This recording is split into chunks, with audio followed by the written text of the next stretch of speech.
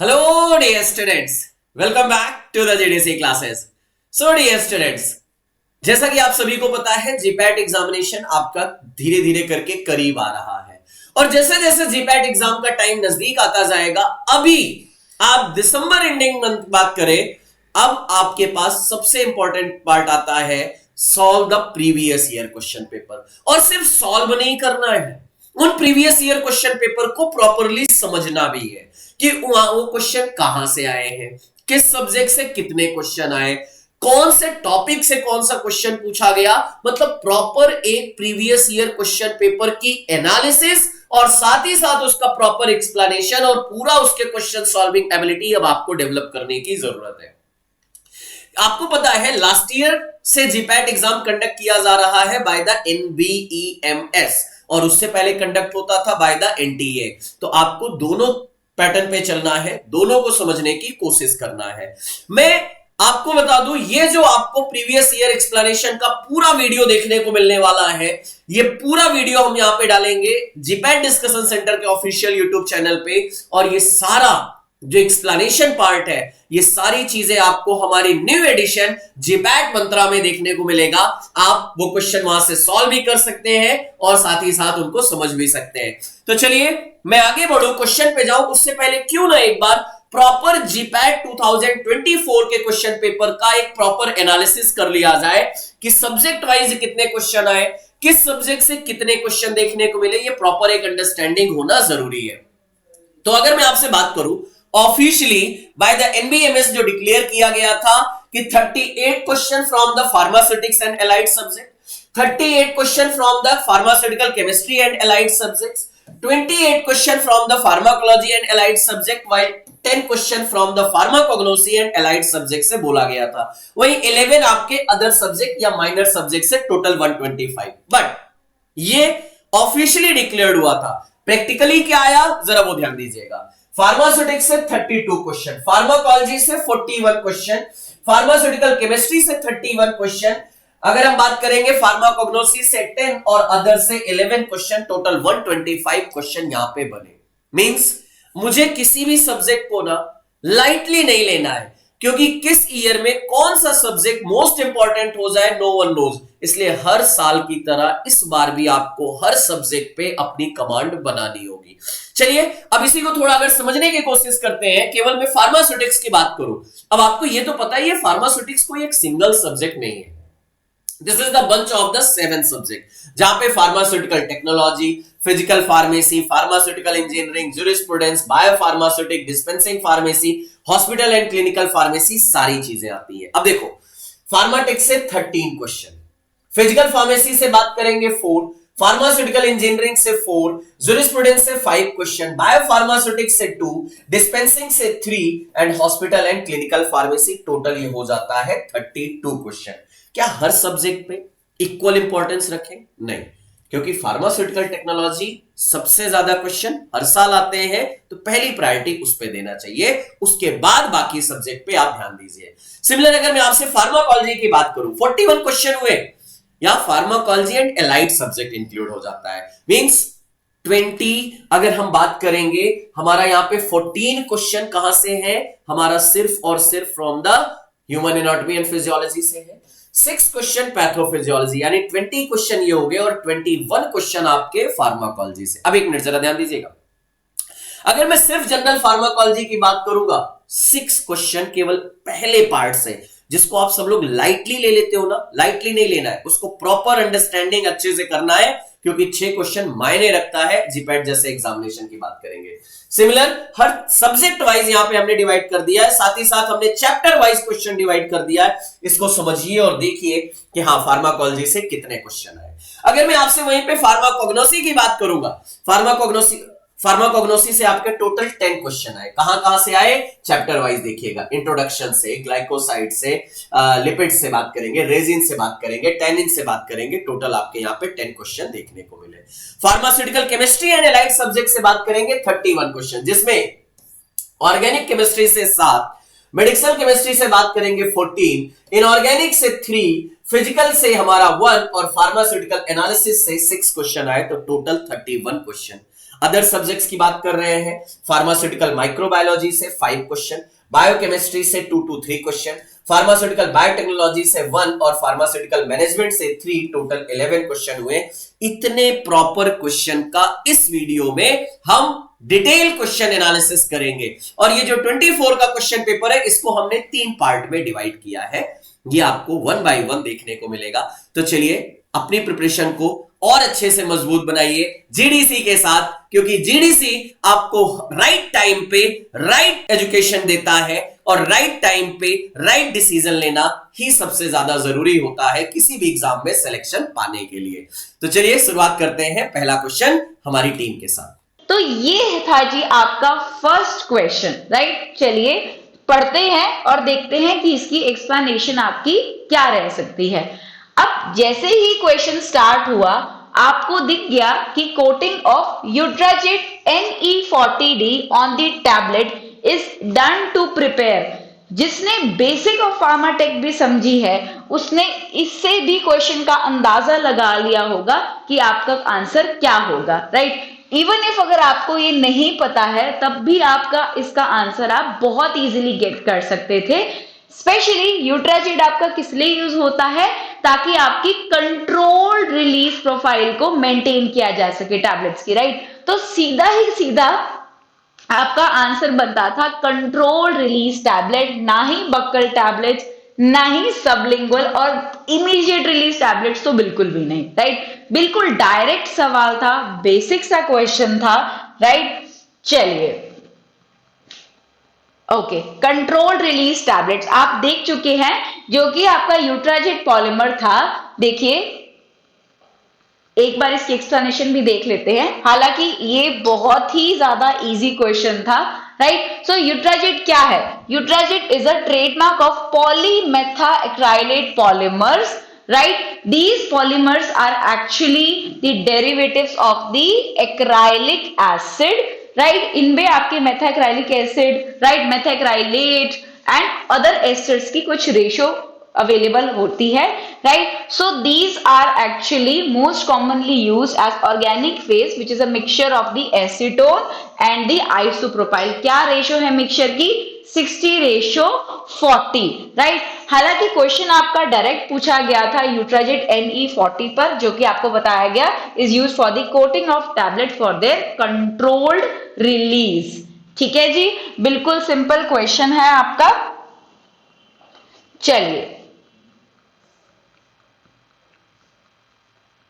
Yes, next question again GPAT 2024 जो आपका exam हुआ है, उसकी खास बात ही यही है कि जितने भी माइनर और बेसिक टॉपिक्स आपके कवर हुए हैं, सबके सब उठा के डाल दिए गए हैं आपके, राइट। फार्मास्यूटिक्स के बिल्कुल बेसिक्स में आपकी BCS क्लासिफिकेशन सिस्टम आता है, जिसमें सॉल्युबिलिटी और परमिएबिलिटी के हिसाब से हम ड्रग्स को क्लासिफाई करते हैं as high soluble, high permeable class 1 drugs, low soluble high permeable as class 2 drugs, high soluble and low permeable as class 3 drugs, and class 4 drugs including your low soluble and low permeable। सबके सबको class 4 का example तो बहुत easily याद होता है। Most common example है टेक्सोल का, जो कि बहुत ही ज्यादा इनसॉल्युबल है वाटर में, और एंड परमिएबिलिटी भी उसकी काफी पुअर है, राइट। तो यहां पर हमें सिर्फ क्वेश्चन में बताना है कि BCS क्लास 3 ड्रग्स के अंदर इनमें से कौन कौन सी ड्रग्स आती हैं। मैंने नाम ले दिया टेक्सोल का, तो ये ऑप्शन तो सीधा ही चला जाता है, राइट। बचे हमारे पास से जिसने पूरे अच्छे से ट्रिक्स रिवाइज की होंगी, उसके लिए तो एक क्वेश्चन बिल्कुल भी एक इश्यू नहीं होगा, राइट। तो सीधा का सीधा स्टूडेंट्स इसका आंसर बनता है ऑप्शन सी, ए साइक्लोविर, एटिनोलोल, कैप्टोप्रिल। ये आपके BCS क्लास 3 ड्रग्स के एग्जाम्पल हैं, जो कि आपके high soluble and low permeable drugs के अंदर आता है, राइट। तो एक्सप्लेनेशन आप ऑलरेडी जानते ही होंगे इसकी।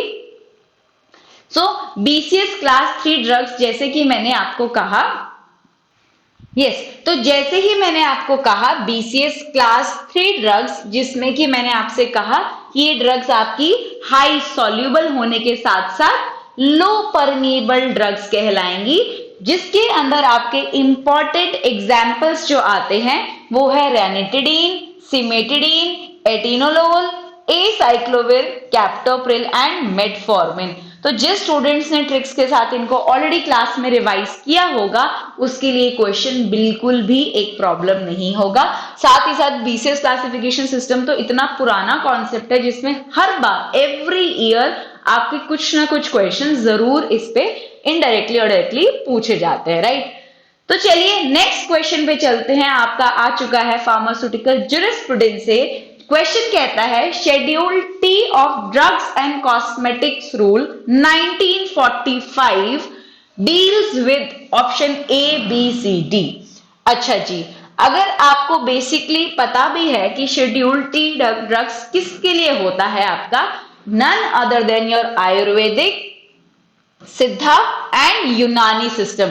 जिसने अपनी ट्रिक्स के साथ ये रिवाइज किया होगा उसे बहुत इजीली समझ में आ गया होगा, जहां शेड्यूल टी ड्रग्स की बात की जाती है वहां आपका आयुर्वेदा आ जाता है, right. So Ayurveda, Siddha and Unani system. Direct question students has been asked. So I hope ये क्वेश्चन एक आपके लिए बहुत इजी रहा होगा, राइट। तो चलिए आप देख ही चुके हैं ऑप्शन बी एएसयू आपका करेक्ट आंसर है। तो आपके जितने भी शेड्यूल्स हैं उसके अंदर यहां देखिए जी। सो शेड्यूल टी यहां आप दे सकते हैं। शेड्यूल टी किसके लिए है? It is for the requirement of the factory premises and manufacture of the Ayurvedic, Siddha and यूनानी प्रोडक्ट्स। तो जहां शेड्यूल टी की बात की जाए वहां आयुर्वेदिक, सिद्धा एंड यूनानी, सीधा का सीधा आपका आंसर जो है वो करेक्ट आ जाता है। ठीक है जी, चलिए आगे बढ़ते हैं अपने नेक्स्ट क्वेश्चन की तरफ। तो नेक्स्ट क्वेश्चन कहता है during the compression of tablets dwell time is out of these. Option A says it is the time that it takes for the punches to eject the tablet under the primary compression rollers. Not at all.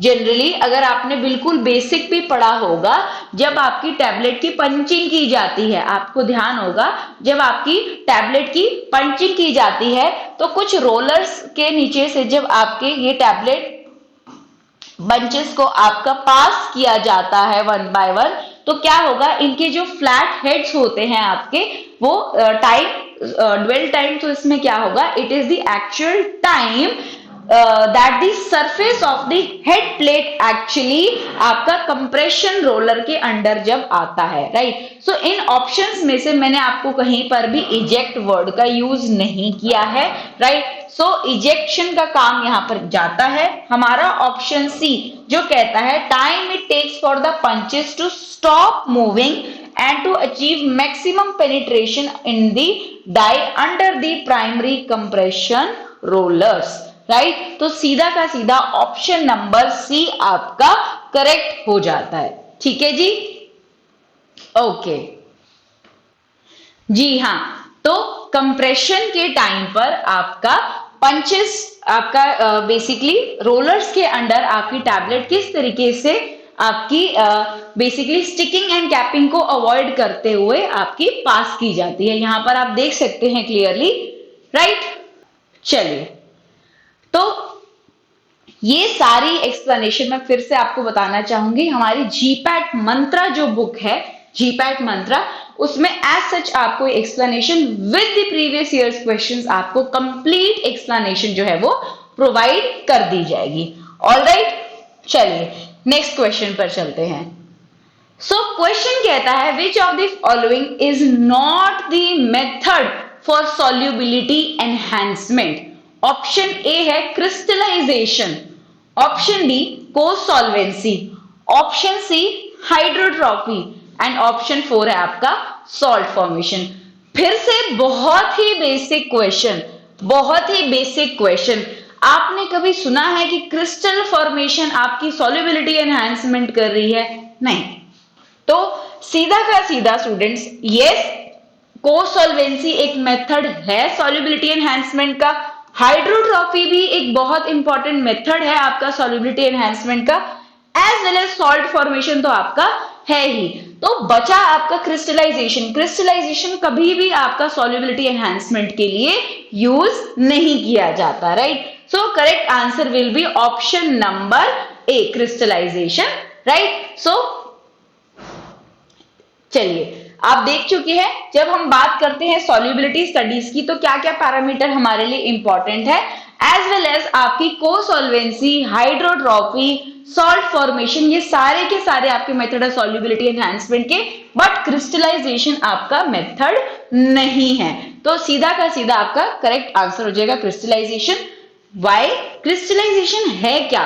Crystal formation, so it is a process of forming solid crystals that is from the solution. Generally it reduces the solubility. बाकी सारे method आपके solubility enhancement के हैं, crystallization आपका solubility enhancement नहीं करता, right?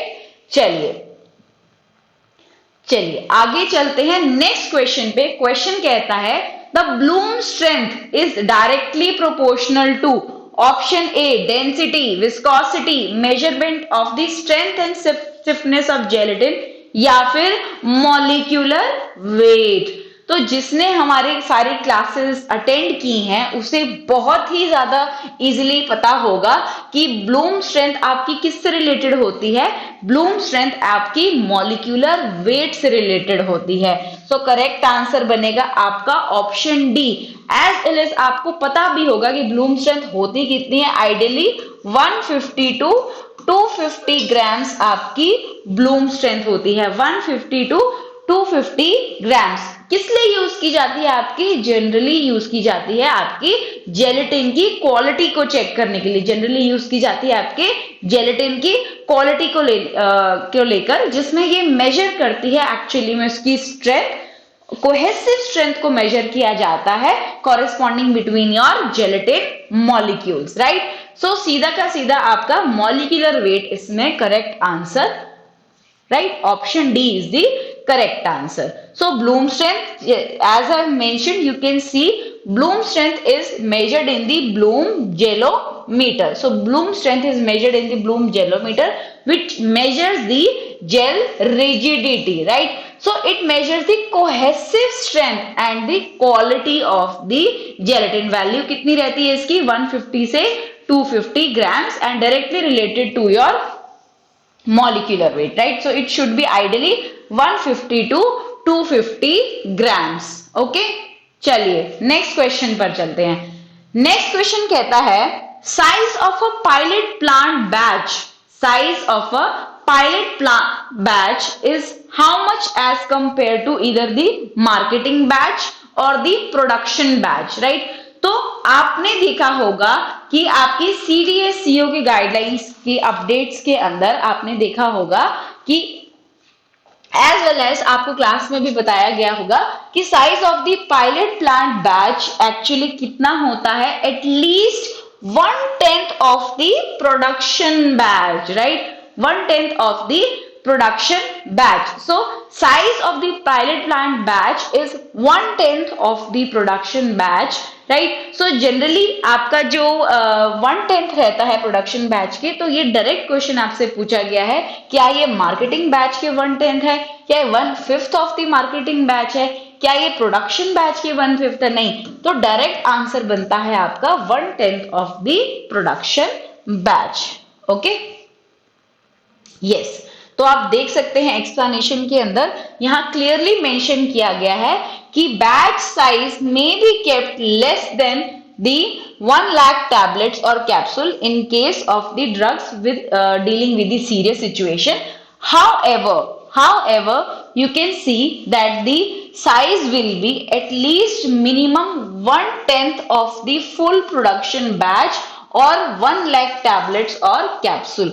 तो direct आपका इसके ऊपर क्वेश्चन आया है कि पायलट बैच जो है आपका 1/10 होगा to the production batch. Okay, चलिए next question, nitrostat is an example of. पहले तो आप मुझे कमेंट्स में ये लिख के बता दीजिए कि यूज किस लिए होता है। अगर आपने फार्माकोलॉजी पढ़ी है, अगर आपने CVS पढ़ा है, तो ये पॉसिबल नहीं है कि आपको इसका आइडिया ही नहीं लगेगा कि ये यूज किस लिए होती है और है क्या ये, राइट?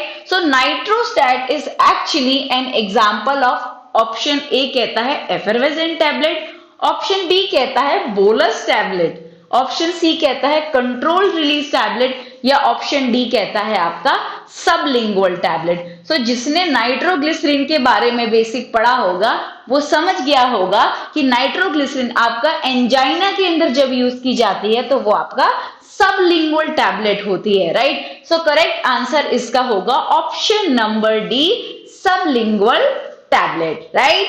चलिए, यहां पर आप देख सकते हैं सबलिंगुअल एंड बकल टैबलेट्स के अंदर these are intended to be placed between the cheeks and teeth or in the cheek pouch, right? Then they are known as buccal tablets, or beneath the tongue, which we are talking about, that is sublingual, right? So basic example is nitrostat, which is what I mentioned was the nitroglycerin mainly that you have learned in the angina. Okay, next question. Next question, students. Again, biopharmaceutics. Biopharmaceutics asking the rate limiting step for the controlled release tablets. So question says, what is the rate limiting step of absorption in the controlled release tablet? So my dear students, आपको ध्यान होगा ये question पता नहीं कितनी बार discuss हो चुका है, ये कॉन्सेप्ट इतनी बार आपका पूछा जा चुका है, राइट। फिर भी स्टूडेंट्स यहाँ पर ये क्वेश्चन जो है वो गलत अटेम्प्ट करते हैं।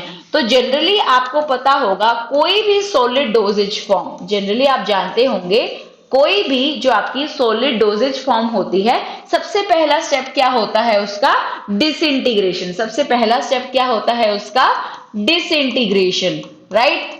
तो जब आपकी सॉलिड डोजेज फॉर्म चाहे वो टैबलेट होगी, जब वो डिसइंटीग्रेट करती है तो वो किस में कन्वर्ट होती है, into your solid drug particles. किस में कन्वर्ट होती है, सॉलिड ड्रग पार्टिकल्स। अब ये जो स्टूडेंट सॉलिड ड्रग पार्टिकल्स हैं इनका क्या होगा, ये स्टार्ट करेंगे अपना ड्रग डिसोल्यूशन, ये स्टार्ट करेंगे अपना drug dissolution.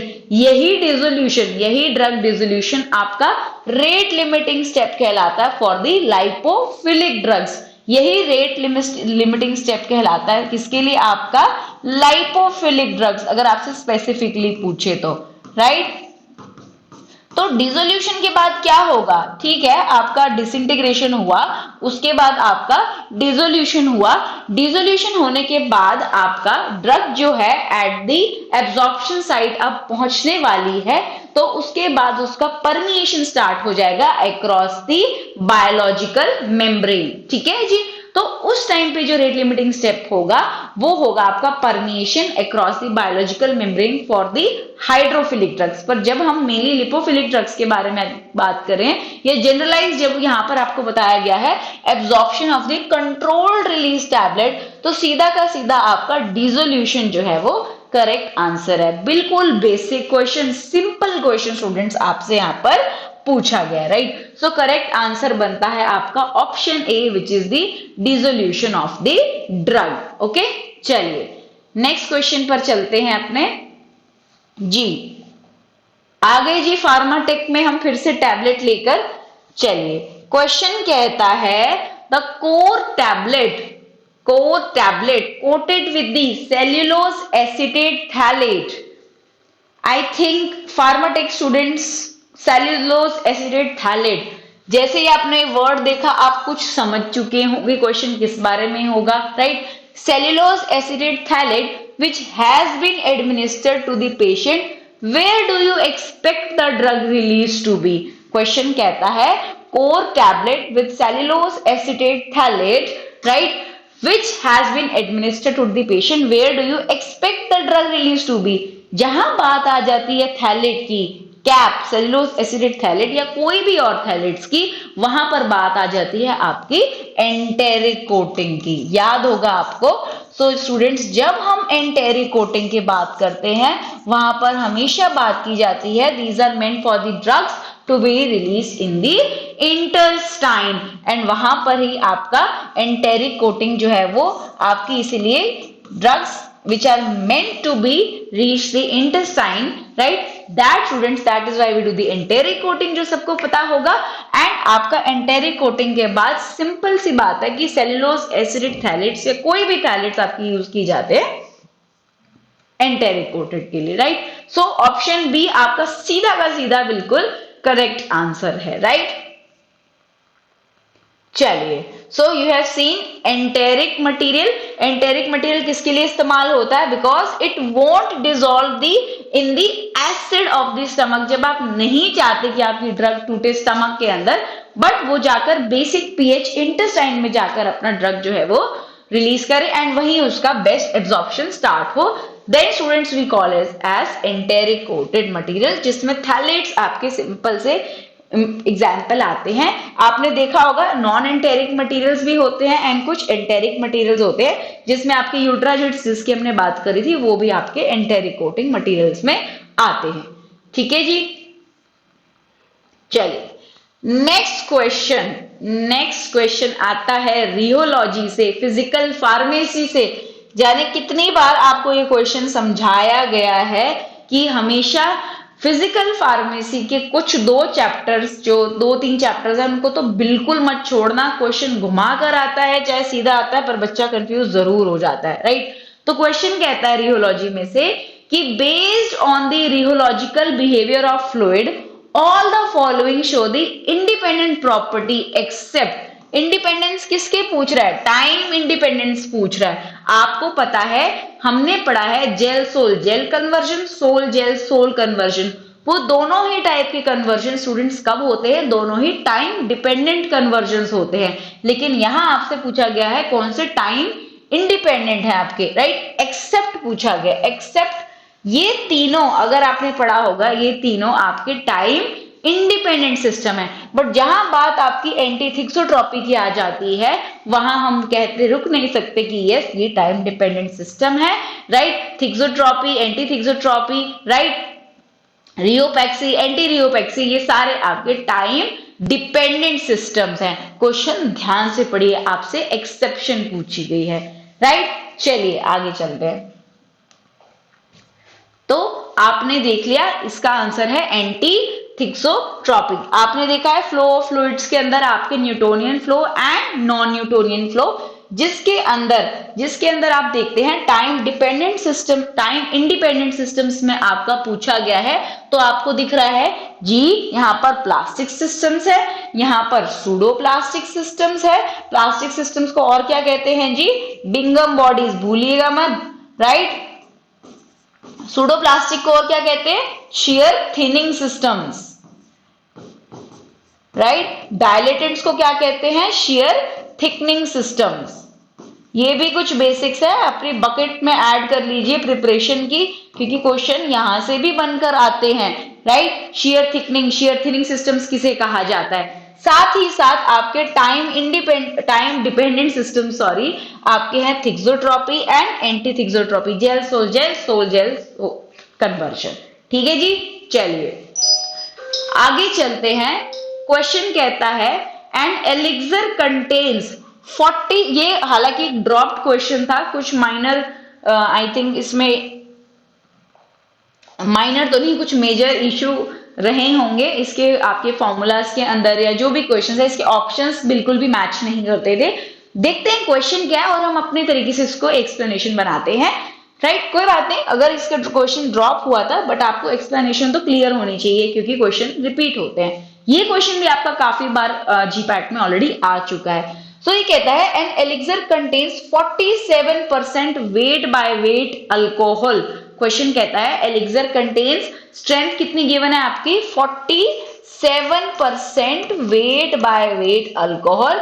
What is the proof spirit? तो जिसने डिस्पेंसिंग फार्मेसी समझी है, प्रूफ स्पिरिट में आपका या तो कोई मटेरियल ओवर प्रूफ होता है या अंडर प्रूफ होता है, बेस्ड ऑन उसकी वैल्यू 57.1 से ऊपर है या नीचे। तो प्रूफ स्पिरिट का आपका फॉर्मूला है जितनी आपकी परसेंटेज स्ट्रेंथ गिवन है, जितनी आपकी परसेंटेज स्ट्रेंथ गिवन है इनटू 1.753 माइनस 100, राइट। 1.753 माइनस 100। तो जी इस क्वेश्चन में आपसे 47% दिया गया है, 47 इंटू 1.753 माइनस 100। तो जो भी आपका आंसर आएगा वो डेफिनेटली इसमें से किसी से मैच नहीं कर रहा, वो नेगेटिव में आएगा मोस्ट प्रोबेबली, जिसकी वजह से आपके क्वेश्चन के ऑप्शंस जो हैं वो गलत हो जाते हैं, राइट। इसको सॉल्व करने पर आप देख सकते हैं जो आंसर गिवन था वो 82% था, which was incorrect, but answer आपका नेगेटिव 17.6 आएगा, जो कि ऑप्शन में भी नहीं था। इसलिए प्रूफ स्ट्रेंथ आपकी अगर पॉजिटिव होती तो आपकी ओवर प्रूफ होती, नेगेटिव, बट यहाँ क्वेश्चन ओवर अंडर प्रूफ का नहीं था, डायरेक्ट स्ट्रेंथ पूछी गई थी आपसे, प्रूफ स्पिरिट की वैल्यू पूछी गई थी स्ट्रेंथ के बेसिस पे। तो आप देख सकते हैं क्वेश्चन में यहाँ पर मिस्टेक थी, बट आपका आंसर जो है वो डायरेक्ट नेगेटिव में इसमें आता है। चलिए अगले क्वेश्चन पर चलते हैं। विच of the following protective colloids has the highest gold number? आ गई जी colloids वाले dispersion systems। colloids के अंदर गोल्ड नंबर नहीं आपने पढ़ा तो आपने क्या पढ़ा, गोल्ड नंबर एक्चुअली किससे रिलेटेड होता है, गोल्ड नंबर रिलेटेड होता है आपके colloids के प्रोटेक्टिव एक्शन से। तो जितना ज्यादा आपका गोल्ड नंबर होगा उतना ही कम उसका प्रोटेक्टिव एक्शन होगा, जितना कम आपका गोल्ड नंबर होगा उतना ज्यादा उसका प्रोटेक्टिव एक्शन होगा। तो ये सिंपल सी बात आपसे पूछी गई थी, लेकिन कुछ वैल्यूज हैं जिसको आपने याद रखते हैं। बहुत सारी वीडियोस में जो हमारी अवेलेबल है, साथ ही साथ आपकी जो भी हमारे स्टूडेंट्स हमसे जुड़े हैं उन्हें पता होगा, जनरली जेलेटिन की सबसे कम वैल्यू हम पढ़ते हैं 0.005 एंड ट्रैगोग्रंथ की सबसे मैक्सिमम वैल्यू हम पढ़ते हैं जो कि है आपकी 2, which marks the correct answer is option A with the highest gold number. इसका उल्टा भी पूछा जा सकता था किसी तरीके से प्रोटेक्टिव एक्शन पे, तो याद रखिए गोल्ड नंबर से आपका प्रोटेक्टिव एक्शन ऑफ कोलॉइड के बारे में पता लगता है। गोल्ड नंबर जितना ज्यादा प्रोटेक्टिव एक्शन उतना ही कम, ठीक है जी। तो ट्रैगोग्रंथ आपका सबसे हाई गोल्ड नंबर वाला हो गया जी। तो ये टेबल आपका देख रहे हैं आप, आपके सामने है। इस टेबल के अकॉर्डिंग आप देख सकते हैं ट्रैगोग्रंथ का गोल्ड नंबर आपका 2 है। मैंने आपसे जेलेटिन का बताया था, जेलेटिन आपका लगभग 0.05 रहेगा, राइट। बाकी सबका एक रफ आइडिया आप रख सकते हैं, बट मैक्सिमम एंड जो लोएस्ट होगा उसका तो आपको पता ही होना चाहिए। अगर पोटैटो स्टार्च हमारे ऑप्शन में होता तो करेक्ट आंसर पोटैटो स्टार्च होता, क्योंकि उसका गोल्ड नंबर 25 है, ठीक है जी। चलिए नेक्स्ट क्वेश्चन आ गए फार्मा इंजीनियरिंग के ऊपर।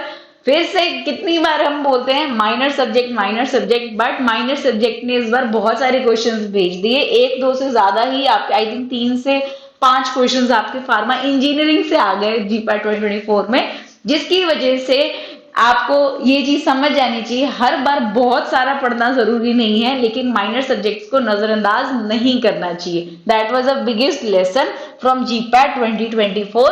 बट यस, यहाँ पर क्वेश्चन कहता है which of the following mills is based on the mechanism of impact attrition for the size reduction. आप देख सकते हैं जितने भी मिल्स यहाँ लिखे हैं सबके सब किस लिए हैं, आपकी mechanism for the size reduction के लिए हैं। तो आप जानते हैं साइज रिडक्शन की जो मैकेनिज्म है, इम्पैक्ट है, एट्रिशन है, इस तरीके से आपके वेरी करते हैं। तो पूछा गया कि इसमें दोनों होते हैं, इम्पैक्ट, एट्रिशन, राइट। जैसे अब हैमर मिल है, हैमर मिल में आपका कंप्रेशन भी हो सकता है, राइट। रोलर मिल हो गया, इसमें भी हो सकता है, कोलॉइडल मिल हो गया, लेकिन ओनली आपका हैमर मिल में इम्पैक्ट से होता है, रोलर मिल में आपका कंप्रेशन भी होगा, राइट। तो फ्लूइड एनर्जी मिल सिर्फ एक लौती बच गई जिसमें आपके दोनों होंगे, impact as well as attrition. तो सीधा सीधा जी करेक्ट आंसर बनता है आपका fluid energy mill which offers both impact and attrition for the size reduction. यहां पर आप देख सकते हैं सारी मिल्स आपको बताई गई हैं, हर मिल के अंदर आपको बताया गया है कि उसका मेन मैकेनिज्म कहां पर है। सारी एक्सप्लेनेशन आपको हमारी जीपैट मंत्रा की बुक के अंदर आपको मिल जाएंगे विद क्वेश्चंस, राइट। सो आपकी सपोज कटर मिल की बात करी जाए तो ऑब्वियस सी बात है उसका एक्शन आपका कटिंग एक्शन होगा। अगर आपकी रोलर मिल की बात की जाए तो आपका कंप्रेशन होगा, हैमर मिल की बात करी जाए तो इम्पैक्ट होगा, बॉल मिल की बात की जाए तो आपका इम्पैक्ट और एट्रिशन दोनों होगा। साथ ही साथ फ्लूइड एनर्जी मिल की बात करी जाए इसमें भी आपका इम्पैक्ट एंड एट्रिशन दोनों होगा। तो सीधा का सीधा आपका आंसर पूछा गया। इस टेबल पे जितनी बार भी जीपैट में फार्मा इंजीनियरिंग से क्वेश्चंस आए हैं, इस टेबल के ऊपर आपके क्वेश्चन जरूर आए हैं, जरूर से जरूर आए हैं। तो इन्हें ध्यान रखिए, रिवाइज करते रहिए, देखिए और क्या क्या इंपॉर्टेंट टॉपिक्स है, ठीक है जी। चलिए अपने नेक्स्ट क्वेश्चन पे चलिए। तो क्वेश्चन कहता है, फिर से आ गए हम फार्मा इंजीनियरिंग में। क्वेश्चन कहता है which of the following climatic zones can be categorised as the hot and dry zone. पता नहीं कितनी बार आपने क्वेश्चन देखा होगा पहले भी, राइट? जी हाँ, तो क्वेश्चन आपका क्लियर हो गया होगा। आपको डायरेक्ट क्वेश्चन पूछा गया है आपके क्लाइमेटिक जोन्स के ऊपर। आप देख सकते हैं जोन 4, 2, 3, 1। तो जिसे याद होगा, बहुत ही डायरेक्ट आपको एक टेबल प्रोवाइड की गई थी। करेक्ट आंसर यस, आपका जोन 3 है। बट यहां आप देख सकते हैं जोन 1 किसके लिए? आपका टेम्परेट जोन के लिए है। जोन 2 किसके लिए? आपका मेडिटेरियन या फिर सब ट्रॉपिकल जोन के लिए है। जोन 3 आपका हॉट एंड ड्राई जोन के लिए है। जोन 4 आपका hot, humid and your tropical zone के लिए है। जी, तो कितनी बार हम ये क्वेश्चन ऑलरेडी ये टेबल देख चुके हैं। नहीं ध्यान है, आज ध्यान रख लीजिए। आज मान लीजिए कि इस टेबल के ऊपर फार्मा इंजीनियरिंग आएगा, इसके ऊपर और आपका मिल्स के ऊपर क्वेश्चन आएगा ही आएगा, साइज रिडक्शन के ऊपर, राइट? ये भी आपका दूसरा क्वेश्चन फार्मा इंजीनियरिंग से पूछा गया। तो करेक्ट आंसर था आपका option number 3, zone 3, which includes the hot and the dry zone. Okay, चलिए नेक्स्ट क्वेश्चन पूछता है antioxidants which is obtained from a desert plant and shows the synergistic action with the citric acid. तो आपको पता होगा जब भी हम बात करते हैं एंटीऑक्सीडेंट्स की, तो हम हमेशा एक क्लास है जिसको हम कभी नहीं भूलते। उससे भी पहले आपको पता होना चाहिए एंटीऑक्सीडेंट्स होते क्या हैं। अगर आपको वो क्लियर है तो हम आगे चल सकते हैं। बिल्कुल, एंटीऑक्सीडेंट्स के अंदर आपका कौन सा एंटीऑक्सीडेंट्स इसमें से है जो कि प्लांट से ऑब्टेन किया गया है, एज वेल एज आपका सिट्रिक एसिड के साथ मिलकर क्या करता है? आपका सिनर्जिस्टिक एक्शन जो है वो शो करता है। तो आपने काफी सारे एंटीऑक्सीडेंट्स पढ़े हुए होंगे, राइट? लेकिन यहां पर कंफ्यूजिंग चीज क्या आती है? क्वेश्चन पूछा गया है कि कौन सा प्लांट बेस्ड है। तो जी करेक्ट आंसर आता है आपका ऑप्शन नंबर सी। चलिए देखते हैं कि किस तरीके से हम इस क्वेश्चन को देखते हैं। तो जैसे कि मैंने आपको बोला कि एंटीऑक्सीडेंट्स आपके किसके लिए रिक्वायर्ड होते हैं? जनरली जो भी हम सिस्टम्स यूज करते हैं एंटीऑक्सीडेंट्स, बार बार आपने केमिस्ट्री में पढ़ा होगा कि एंटीऑक्सीडेंट्स जैसे कि आपके sodium metabisulphite, right, sodium bisulphide, sodium thiosulphate, यही मोस्ट कॉमन एंटीऑक्सीडेंट्स हैं जो कि हमने बार बार पढ़ रखे हैं, राइट? बट जब हम यहां पर बात करते हैं कौन से हमारे डेजर्ट प्लांट से ये ऑब्टेन किया जाता है, which is Larrea your tridentata, that is your NGDA is obtained, which is a phenolic compound derived from this desert plant that acts as an antioxidant as well as give the synergistic effects when used in combination with the citric acid। ठीक है जी, okay, चलिए आगे चलते हैं जी। Next question आपके सामने फिर से आ गए हैं फिजिकल फार्मेसी से, राइट? तो फिजिकल फार्मेसी का ये क्वेश्चन कहता है which of the following type of viscometer is use for measurement of the viscosity of Newtonian fluids. तो आप जानते हैं कि आपके जितने भी विस्कोमीटर्स हैं वो आपकी जनरली हम या तो न्यूटोनियन सिस्टम्स के हिसाब से क्लासिफाई करते हैं या फिर नॉन न्यूटोनियन सिस्टम्स के हिसाब से हम single point and multi point में क्लासिफाई करते हैं। तो जिसने बेसिक्स पढ़े होंगे, जिसने क्लासेस अटेंड की होंगी, जिसने वीडियोस अच्छे से समझी होंगी, किताब उठाकर देखी होगी, वो समझ गया होगा कि कप एंड बॉब आपका मल्टी पॉइंट विस्कोमीटर के अंदर आता है, जो कि दोनों Newtonian and non Newtonian systems के लिए होता है। सिर्फ आपका ऑसवर्ल्ड विस्कोमीटर या फिर फॉलिंग स्फीयर विस्कोमीटर अगर इसके अलावा ऑप्शन होता, वो आपका न्यूटोनियन सिस्टम्स के लिए यूज किया जाता है, राइट? सो ये आपका एक सिंगल पॉइंट विस्कोमीटर है। इस क्लासिफिकेशन में भी आप देख सकते हैं, सिंगल पॉइंट विस्कोमीटर में आपका ऑसवर्ल्ड विस्कोमीटर है एंड आपका फॉलिंग स्फीयर विस्कोमीटर है, जबकि आपका मल्टी पॉइंट के अंदर देख सकते हैं आपका cup and Bob and cone end plate है, जो कि दोनों के लिए रिस्पॉन्सिबल है। आपका दोनों Newtonian and non Newtonian fluids में इसकी एप्लीकेशन है। क्या एप्लीकेशन है? विस्कोसिटी मेजरमेंट की। विस्कोमीटर है ना। चलिए नेक्स्ट क्वेश्चन, फिर से आ गए हम टैबलेट्स के ऊपर। टैबलेट्स के ऑफिशियल एंड अनऑफिशियल टेस्ट पढ़ने वालों याद कर लो कितनी बार आपको ये चीज बताई है ऑलरेडी क्लासेस में, इतनी बार आपको रिपीट की गई है बार बार कि आपका official and unofficial test for the quality control of the tablets में आप देख सकते हैं क्वेश्चन पूछा गया which of the following is are in process quality control for your tablets. So IP के अकॉर्डिंग आपका कहीं पर भी आपने देखा हो ऑफिशियल टेस्ट में कौन कौन से आते हैं आपके, वेट वेरिएशन आता है जी, डिसइंटीग्रेशन टेस्टिंग आती है आपकी, राइट, फ्राइबिलिटी आती है, हार्डनेस टेस्टिंग आती है। एक मेरा पॉइंट या और सुन लीजिए, जहां आप इतना पढ़ ही रहे हैं फार्माटेक में, आप ये भी याद रखेंगे इनकी लिमिट्स क्या हैं, राइट। एवरेज वेट की वेट वेरिएशन में आपका आईपी के अकॉर्डिंग क्या था, लेस देन 80 से आपका 10% एक्सेप्टेबल, 80 से 250 ग्रेटर देन 250, वो भी आप बिल्कुल नहीं भूलेंगे।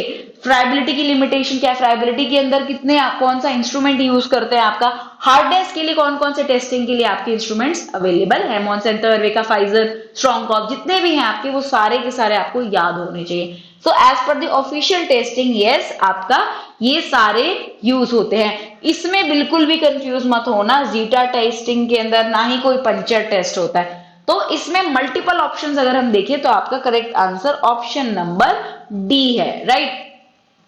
तो आप एज आई मेंशन जब आप देखते हैं कि आपका ऑफिशियल टेस्ट और अनऑफिशियल टेस्ट के अंदर आप देखते हैं कि आपका यहां पर मेंशन है friability test, weight variation, drug content, disintegration and dissolution testing. Okay, चलिए आगे चलते हैं। चलिए नेक्स्ट क्वेश्चन आता है आपका, central government approved factory premises where opium alkaloids are processed in the process is situated at। OPM act कितनी बार आप पढ़ चुके हैं, बात कीजिए ओपीएम एक्ट की कितनी बार आप पढ़ते हैं, जितनी बार आप पढ़ते हैं उतनी बार उसमें गाजियाबाद का नाम आता है कि नहीं आता, पहले तो आप मुझे ये बता दीजिए। जितनी बार भी आपने ओपीएम एक्ट के बारे में पढ़ा उतनी बार आपने गाजीपुर का नाम पढ़ा है कि नहीं पढ़ा, गाजियाबाद नहीं गाजीपुर का नाम आपने पढ़ा है कि नहीं पढ़ा।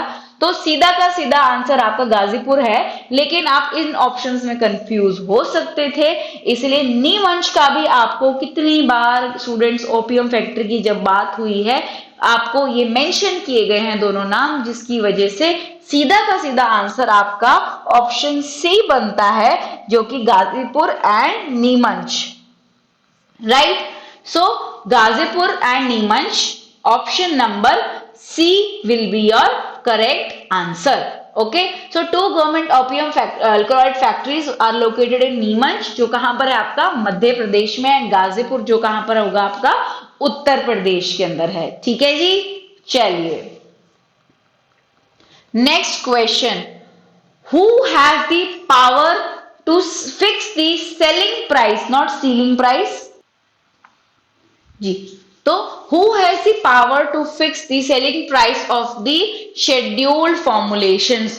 तो जी आप जानते हैं चाहे आपका प्राइस रिवाइज करना हो चाहे आपका प्राइस फिक्स करना हो, आपकी एनपीपीए जो कि आपकी national pharmaceutical pricing authority option A he responsible है, जो कि आपके प्रोडक्ट का प्राइस जो है वो फिक्स करती है, right. So option A NPPA is the correct answer, right. So आपका NPPA national pharmaceutical pricing authority which is an independent body जो कि फिक्स या रिवाइज करती है जितने भी आपके फार्मास्यूटिकल प्रोडक्ट्स के प्राइसेस होंगे, जो चाहे बल्क का हो चाहे शेड्यूल्ड फॉर्मुलेशंस का हो। ठीक है जी, फिर से आ गए हम हर साल के फेवरेट क्वेश्चन के साथ, हर साल के रिपीट क्वेश्चन के साथ आ चुके हैं। क्वेश्चन कहता है how many pharmacist are required for a hospital with up to 300 beds.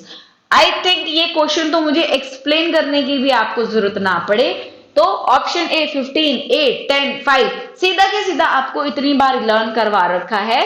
I think इसकी एक्सप्लेनेशन भी आपको रिक्वायर्ड नहीं है, ऑप्शन सी 10 आपका करेक्ट आंसर है। फिर भी जिनको लगता है हमें आज भी नहीं आती है, आज याद कर लीजिए, अप टू 50 बेड्स की जब बात की जाए तो नंबर ऑफ फार्मासिस्ट रिक्वायर्ड है 3 अप टू 100 बेड्स की बात जब करी जाए तो 5, अप टू 200 बेड्स की बात करी जाए तो 8, अप टू 300 बेड्स की जहां बात आती है वहां आपका 10 आएगा, एंड अप टू 500 बेड्स की जब हम बात करते हैं तो आपका 15। तो 50 है तो 3, 100 है तो 5, 200 है तो 8, 300 है तो 10, 500 है तो 15। सीधा का सीधा क्वेश्चन, सीधा का सीधा क्वेश्चन था, कोई इसमें आपको रॉकेट साइंस लगाने की जरूरत नहीं थी। चलिए जी अगला question, which of the following equipment measures the weight variation using the reflected energy. आओ जी आओ, देखते हैं कि कौन सा इक्विपमेंट आपका यूज किया जाता है वेट वेरिएशन को मेजर करने के लिए। अब जिनको पता होगा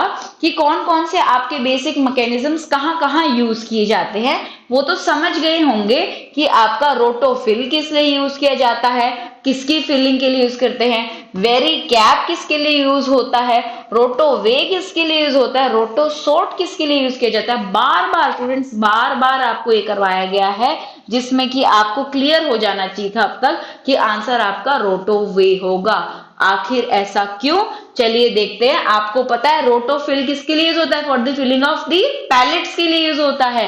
रोटोसोर्ट किसके लिए यूज होता है, for sorting of the new filled capsule sorting machine. Okay, नाम में ही है sort, sorting machine. Vericap किसके लिए यूज होता है, sorting of the capsules based on their weight. Okay, आपका क्वेश्चन में रोटोवे पूछा गया था, which is nothing but your measures the weight by reflected energy of the x-ray beam। Please इन मशीन्स को अच्छे से ध्यान रखिएगा। चलिए जी next question, which of the following is an example of high shear mixer. आ गई जी फिर से इंजीनियरिंग पर। देखिए कितने क्वेश्चंस आपके अनएक्सपेक्टेडली फार्मा इंजीनियरिंग पे आए हैं। आप यहां से देख के समझ गए होंगे जब भी हम फार्मा इंजीनियरिंग की बात कर रहे हैं ज्यादातर क्वेश्चन आपके साइज रिडक्शन वाले टॉपिक्स में से आ रहे हैं, राइट। तो ध्यान रखिएगा साइज रिडक्शन वाला टॉपिक इंपॉर्टेंट है।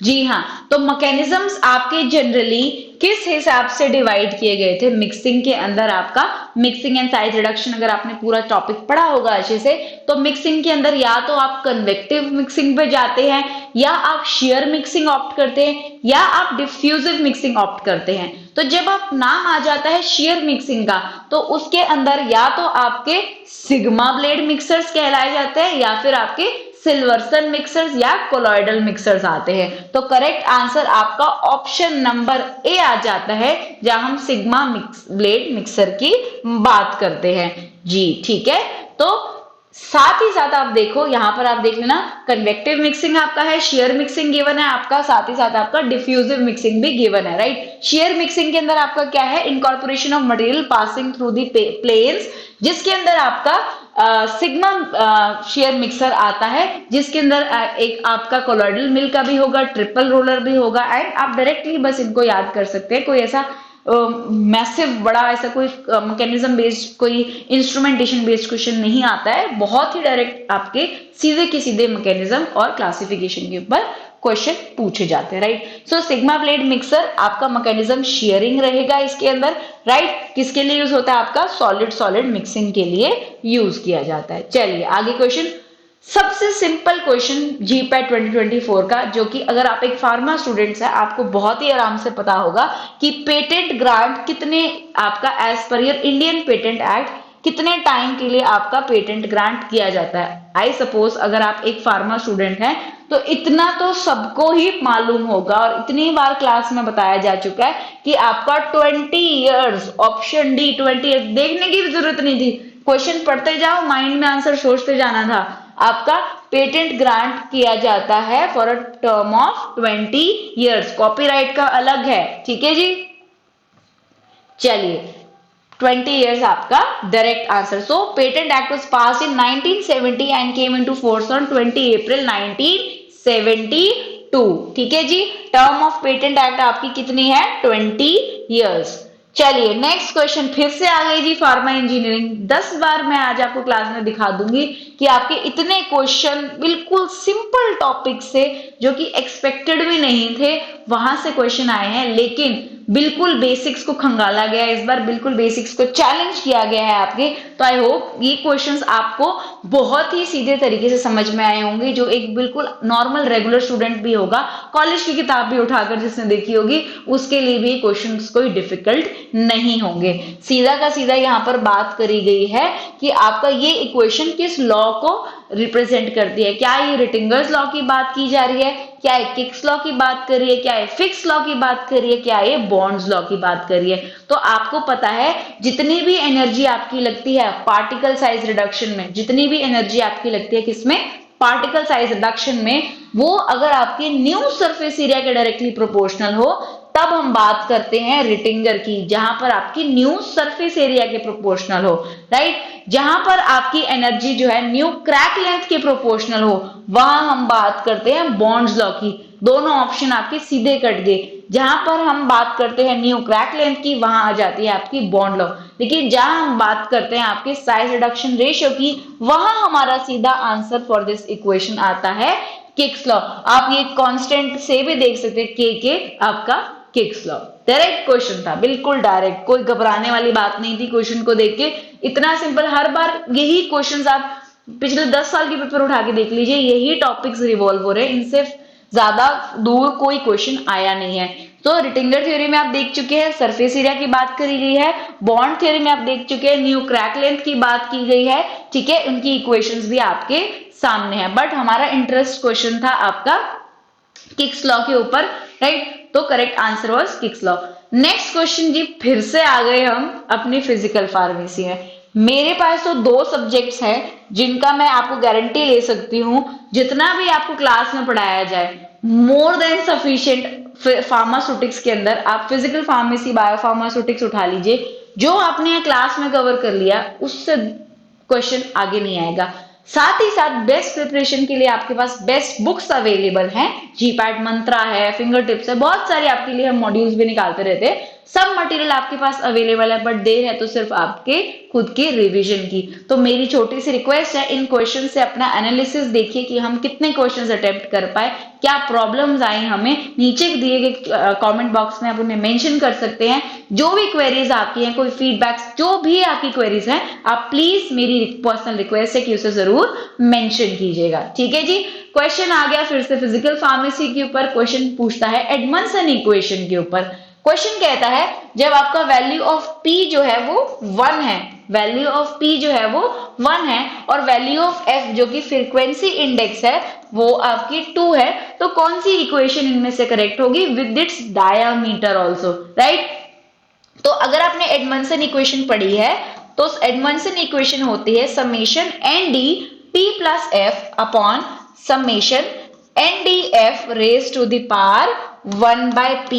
ये एडमंसन इक्वेशन किसके लिए यूज होती है, for the calculation of the average particle size के लिए आपकी होती है। कुछ नहीं करना, सीधा P और F की आपने यहाँ पर वैल्यूज पुट करते हैं तो आपके डायरेक्ट आंसर्स आते हैं क्या, summation ND P plus F, P की वैल्यू 1, F की value 2 upon summation ND F की वैल्यू क्या है आपकी, F की वैल्यू 2 है। तो करेक्ट आंसर स्टूडेंट्स आपका बनता है summation ND3 upon summation ND की पावर 2, राइट। सीधा का सीधा आपका आंसर बनता है summation ND cube upon summation ND square, ठीक है जी। सीधी इक्वेशन थी आपके सामने, लेकिन गड़बड़ कहां हुई, गड़बड़ हुई ऑप्शन डी भी ऐसा है, ऑप्शन बी भी ऐसा है, ऑप्शन डी भी इसी को कहता है, ऑप्शन बी भी यही है। सिर्फ डिफरेंस था आपके यहाँ डायामीटर के ऊपर, राइट। सिर्फ डिफरेंस था कहाँ, आपके डायामीटर्स का डिफरेंस था। तो जिनको इसी वजह से, इसी क्वेरी की वजह से ये दोनों ही डायामीटर्स वैसे नहीं होने चाहिए, इनकरेक्ट है, जिस वजह से क्वेश्चन जो है वो ड्रॉप कर दिया गया था, राइट। चलिए, तो जिसने ये टेबल देखी होगी वो समझ गया होगा, जब हमारे आपको क्वेश्चन में भी गिवन था P की वैल्यू 1, F की वैल्यू 2, तो सीधा के सीधा आपकी इक्वेशन थी summation ND cube upon summation ND square, right. लेकिन डायमीटर आपका कौन सा बनना था, डायमीटर बनना था आपका वॉल्यूम सरफेस डायमीटर, राइट। वहां पर आपका लेंथ सरफेस आपका मेंशन था, ठीक है जी। नेक्स्ट क्वेश्चन आ गए जी माइकलिस मेंटन इक्वेशन के साथ, बायोफार्मास्यूटिक्स। चलिए, Michaelis Menten equation carrier systems के ऊपर नॉन लीनियर फार्माकोकाइनेटिक्स, सीधा सीधा क्वेश्चन कहता है Km की वैल्यू C के बराबर कब आएगी।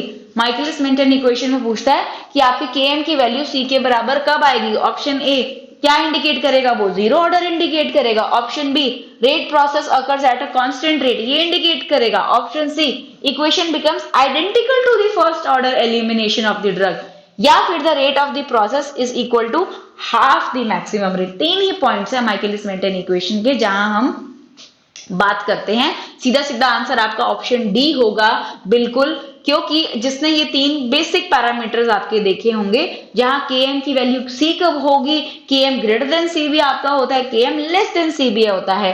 स्टूडेंट्स, इतना मेरे एक्सपीरियंस से मैं आपको बता सकती हूँ, जितने भी जीपैट के पेपर्स हुए हैं आज तक, जितने क्वेश्चन जीपैट 2024 में पूछे गए हैं, सारे के सारे क्वेश्चन फार्मास्यूटिक्स के पहले इन्हीं टॉपिक्स से कहीं ना कहीं पूछे जा चुके हैं। बस आसपास घुमाया गया है क्वेश्चन, तो ये टॉपिक्स बहुत ज्यादा रिपीट हुए हैं। तो मेरे सजेशन से इनको दोबारा दोबारा अपने नोट्स बनाओ, देखो, एनालिसिस करो कि क्या क्या क्वेश्चंस आपने आज देखे हैं और क्या क्या उनके आपके डायरेक्ट आंसर्स थे और कहाँ कहाँ मार्क खा गए।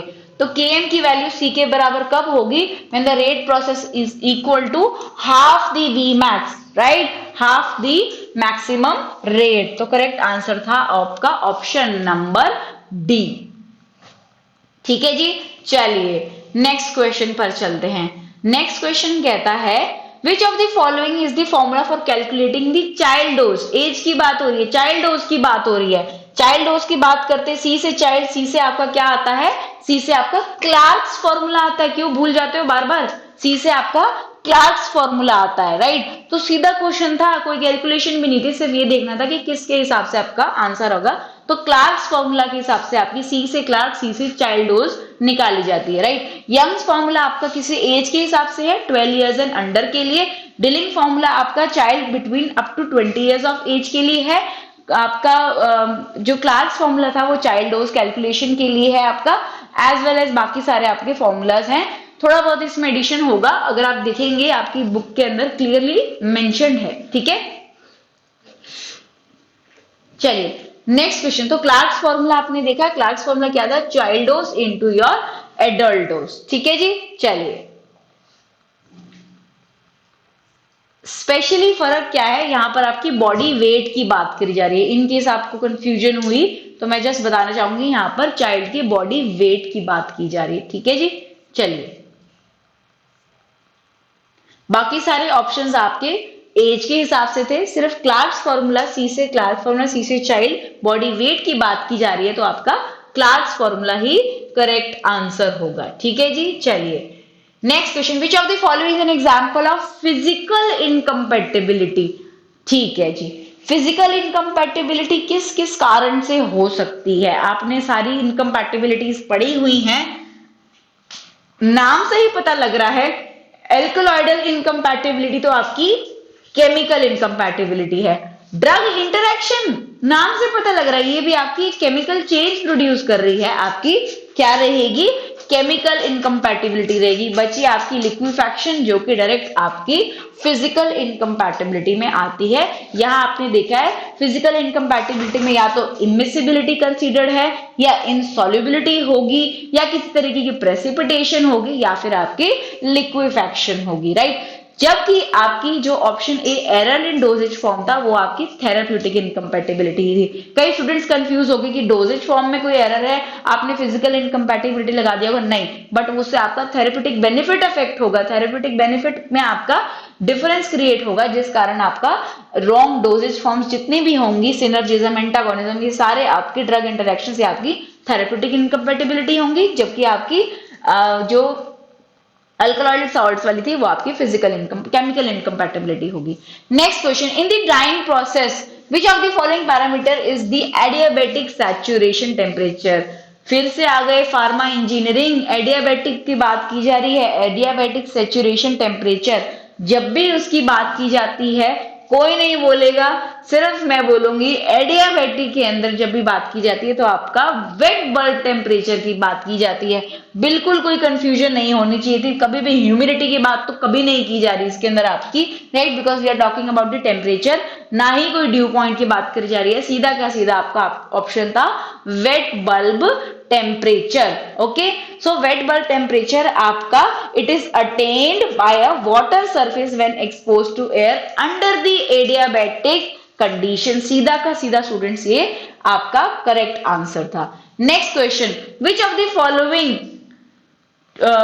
which should be the log p value for the ideal drug candidate for the transdermal permeation। बात ही ट्रांसडर्मल की जा रही है, बात ही लेयर्स के थ्रू, स्किन की लेयर्स के थ्रू पेनिट्रेशन की जा रही है, तो भाई लिपोफिलिसिटी तो हमें रिक्वायर्ड है ही। तो जिन बच्चों को लॉग पी और लिपोफिलिसिटी के बीच का रिलेशन समझ में आ गया है उन्हें तो पता लग गया होगा कि करेक्ट आंसर आपका 1 2 3 होगा। जितना आपका लॉग पी धीरे धीरे ज्यादा होता जाएगा उतना उतना लिपोफिलिसिटी बढ़ती जाती है, लॉग पी जितना कम होता जाएगा उतना आपकी हाइड्रोफिलिसिटी बढ़ती है। ठीक है, तो लॉग पी जो कि आपकी ऑक्टेनॉल वाटर पार्टीशन कोफिशिएंट रहेगा, तो आपका ये 1 2 3 एक डिसेंट गुड लिपोफिलिसिटी इंडिकेट करता है, क्योंकि आपके स्किन की लेयर्स के थ्रू आपने पेनिट्रेट करवाना है, राइट। तो आप देख सकते हैं यहाँ पर, क्योंकि हम ट्रांसडर्मल प्रिपरेशंस की बात कर रहे हैं। ठीक है जी, चलिए 1 2 3। okay, so partition coefficient between 1 to 3 is required। okay, चलिए next question, which of the following is the not the process of the drug degradation। not, kindly see, ऐसे ही क्वेश्चंस में गड़बड़ी होती है, not में आपने देखना था which of the following is not the process of drug degradation। तो ड्रग को डिग्रेड करने के लिए क्या हाइड्रोलिसिस का इस्तेमाल किया जाता है? बिल्कुल किया जाता है जी। क्या आपका डी कार्बोक्सिलेशन का इस्तेमाल करते हैं? बिल्कुल करते हैं। बेसिक केमिस्ट्री की नॉलेज लगाओ, फोटोलिसिस लाइट की वजह से भी डिग्रेडेशन होता है, बट हीमोलिसिस ये तो कोई तुक नहीं बने यहाँ पर। तो हीमोलिसिस आपका किसी भी एंगल से ड्रग डिग्रेडेशन से रिलेटेड नहीं है, तो करेक्ट आंसर आपका ऑप्शन नंबर डी होता है, विच इज हीमोलिसिस, राइट। आप यहां देख चुके हैं ड्रग डिग्रेडेशन के लिए आपका हाइड्रोलिसिस है, फोटोलिसिस है, रेसिमाइजेशन है, ऑक्सीडेशन रिडक्शन है और डी कार्बोक्सिलेशन है, ना कि आपका हीमोलिसिस। ठीक है जी, चलिए यहां तक आपका फार्मास्यूटिक्स का पोर्शन था। आई होप हमने जितनी भी एक्सप्लेनेशन कवर करी है वो सब आपके लिए इजी टू अंडरस्टैंड रही होगी। ठीक है, साथ ही साथ फिर से मैं बताना चाहूंगी हमारी बुक के बारे में, जिसमें आपको ये सारी explanation with previous year papers मिल जाएगी। जीपैट मंत्रा, राइट, जिसमें 1988 से लेकर 2024 तक की क्वेश्चन विद एग्जाम एक्सप्लेनेशन आपको अवेलेबल की जाएगी। ठीक है जी, थैंक यू सो मच, मिलते हैं नेक्स्ट क्लास में।